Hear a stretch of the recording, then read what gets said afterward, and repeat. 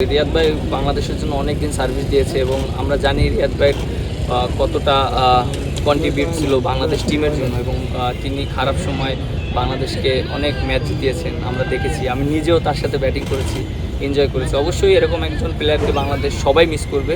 আর যেহেতু একটা সময় সবারই ক্রিকেট রিটায়ারমেন্ট করতে হবে, আর সেই সময়টা যদি সবাই ভালো মতন করে সেই জিনিসটা সবাই ভালো মতনই নেয়, জিনিসটা সবাই ভালো মতন নিয়েছে। আর রিয়াদ ভাই ড্রেসিং রুমে এসেছে, সবাই আমরা কথা বলেছি এবং যে অ্যাজ ইউজুয়াল যেরকম কথা সেরকম কথা হয়েছে। দেখেন একটা জিনিস কি যে এটা একটা প্রত্যেকটা প্লেয়ার কীভাবে নিবে এটা সম্পূর্ণ একটা প্লেয়ার সেই ভালো জানে।